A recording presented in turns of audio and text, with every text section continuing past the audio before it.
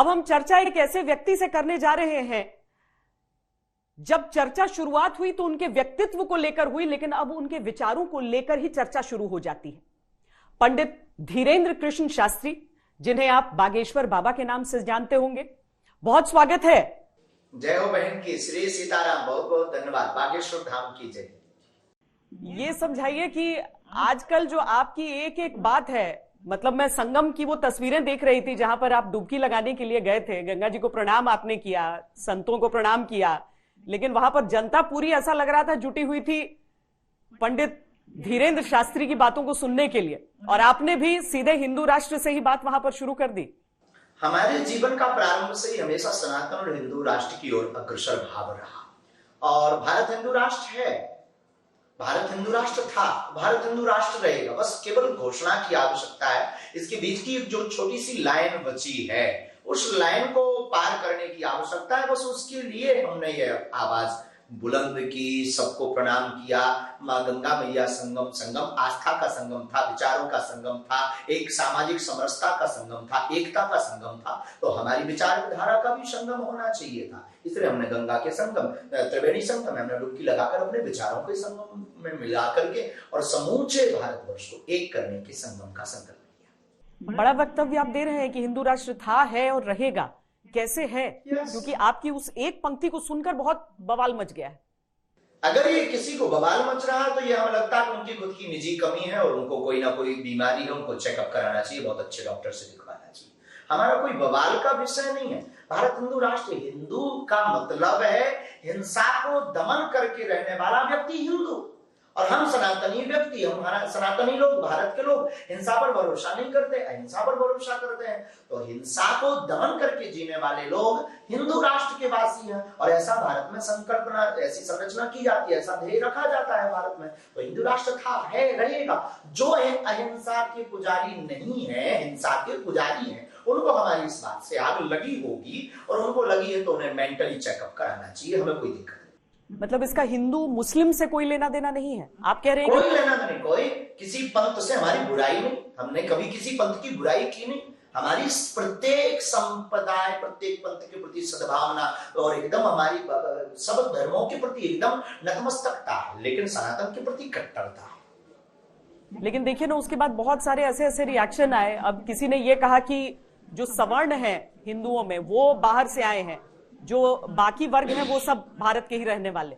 तो ये वैमनस्यता फैलाने का एक सोचा समझा साजिश है, जिसके पीछे विदेशी ताकतें लगी हुई है। भारत में जातिवाद के नाम पर लड़ा करके अपने साम्राज्य को स्थापित करने की बहुत बड़ी तरकीब है माय डियर सिस्टर। इससे हम आपको परे होना पड़ेगा, बाहर निकलना पड़ेगा, जातिवादता से बाहर निकलना पड़ेगा। हमने कभी जातिवाद की बात नहीं की। हमारा जन्म ब्राह्मण वंश में होने के बाद हमने कभी ब्राह्मण नहीं कहा। हमने ये कहा कि हम सिर्फ सनातनी हिंदू हैं।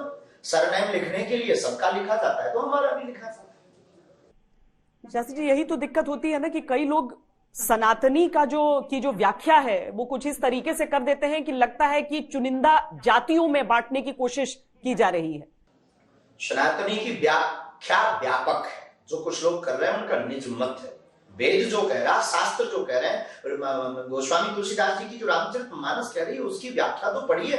सिया राम में सब जग जानी करो प्रणाम जोर जुग पानी। हमारा संविधान क्या कह रहा उसको तो पढ़िए। संविधान कह रहा भारत धर्म निरपेक्ष है, पंथ निरपेक्ष है, और बाकी पंथ धर्म सिर्फ सनातन धर्म है। तो आपका हिंदू राष्ट्र, आपके अनुसार जो हिंदू राष्ट्र है वो धर्म निरपेक्ष राष्ट्र है या जाति निरपेक्ष है? केवल पंथ निरपेक्ष राष्ट्र, सामाजिक समरसता का राष्ट्र, भारत की सद्भावना का राष्ट्र, भारत की एकता का राष्ट्र, भारत की प्राचीनता का राष्ट्र। हमारा जो हिंदू राष्ट्र निजी राष्ट्र नहीं है, हमारा हिंदू राष्ट्र राम राज्य की भांति है, रामचरितमानस की भांति है। इसमें दूसरे भगवानों को मानने वालों की जगह कहां पर है? इस्लाम के मानने वाले, क्रिश्चियनिटी, हमारा किसी पंथ से हमें कोई बुराई नहीं, धर्म सिर्फ सनातन धर्म है। एक बात आप पहले समझ लीजिए। दूसरी बात, हमारे सनातन धर्म से हमें किसी से दिक्कत नहीं है, किसी को हमसे दिक्कत है, उसकी पर्सनल प्रॉब्लम है, हमारी कोई प्रॉब्लम नहीं है। हमें सामाजिक समरसता, हमें सबको एक करना है। प्रत्येक पंथ को रहने का अधिकार, प्रत्येक हिंदू राष्ट्र में व्यक्ति को रहने का अधिकार होगा, प्रत्येक व्यक्ति को रहने का अधिकार होगा। सिर्फ जातियां नहीं होगी, ना जातिवाद होगा, सिर्फ हिंदू। तो इस हिंदू राष्ट्र को स्थापित करने की आवश्यकता नहीं है, आप कह रहे हैं? ये हिंदू राष्ट्र पहले से है, पहले से ही पूर्ववत है, हमने स्थापना की बात ही नहीं की। एक जो बारीक लाइन है उसको मिटाने की आवश्यकता है, क्योंकि एक जिस हिंदू राष्ट्र को स्थापित करने की बात आती है उसे लेकर तो विभाजन की लकीरें खिंच जाती हैं। आप कह रहे हैं पहले से भारत हिंदू राष्ट्र ही है। हिंदू राष्ट्र, हाँ, इसलिए हम विभाजन पर बहुत ज्यादा हम भरोसा नहीं करते, हम तोड़ने पर भरोसा नहीं करते। वसुदेव कुटुंबकम की चर्चा के, शास्त्र की चर्चा पर जीने वाले लोग हैं, और सनातनी व्यक्ति जो सच्चा होगा वो वसुदेव कुटुंबकम की चर्चा को मानता होगा। और वसुदेव कुटुंबकम की चर्चा जोड़ने का काम करती है, अपितु तोड़ने का नहीं। रामचरितमानस में राम सेतु का जो पुल है वो जोड़ने का काम करता है, तोड़ने का नहीं। हमने रामचरितमानस को पढ़ा है, ये हमारी आत्मा है रामचरितमानस प्रत्येक हिंदू की, तो हमने जोड़ने का कार्य किया, तोड़ने का नहीं। पर इसी रामचरितमानस को फाड़ने वाले, इसको आग के हवाले करने वालों की संख्या देख रहे हैं कैसे बढ़ रही है आजकल? ये बढ़ती जाएगी। आदिकाल से ही राक्षस रहे हैं, आपने देखा नहीं रावण का साम्राज्य कितना बड़ा था, रावण के साथ कितने राक्षस थे, आपने सुना? आपने तो देखा नहीं होगा पर पढ़ा तो होगा, सुना होगा महापुरुषों की वाणी से, हमने भी नहीं देखा है, तो महापुरुषों की वाणी से देखा। तो आदिकाल से राक्षस रहे, आपके खिलाफ भी कुछ लोग होंगे, हमारे खिलाफ भी है, रामचरितमानस के खिलाफ भी है, और ये सदैव से चलता रहा, पक्ष और विपक्ष दोनों चलता रहा, शुभ और अशुभ, शुभ दिन और रात, पाप और पुण्य, धर्म और अधर्म। ये कोई बड़ी बात नहीं, कोई नई बात नहीं है, और ये भगवान करे उनको सद्बुद्धि मिले। पर आपने तो बहुत गहन अध्ययन किया होगा, आपकी कथाएं सुनने के लिए लोग बहुत बड़ी संख्या में जुटते रहे हैं हमेशा से। आप बताइए, क्या सचमुच में जो कुछ चौपाइयों को निकालकर उनके बारे में विवाद उठाया जा रहा है, उनको वापस एक बार सोचने की जरूरत है? बिल्कुल सोचने की आवश्यकता नहीं है। रामचरितमानस एकदम परिपक्व सदग्रंथ है। रामचरितमानस हमारे हिंदुओं का आधार, आस्था का आधार। रामचरितमानस भगवान श्री राम जी की जीवन गाथा है, उसमें ही लिखा सिया राममय सब जग जानी, करो प्रणाम जोर जुग बानी। अब यहाँ पर सब जातियां शून्य हो गई, और समझाने का गोस्वामी जी का तरीका बहुत अद्भुत है। शिक्षा के लिए वो कह रहे हैं, किसी जाति पद समुदाय विशेष व्यक्ति को टारगेट नहीं करते, शिक्षा की बात करते हैं। और हमें नहीं लगता कि रामचरितमानस पर उंगली उठाना और ऐसा सोचना भी जरूरी है।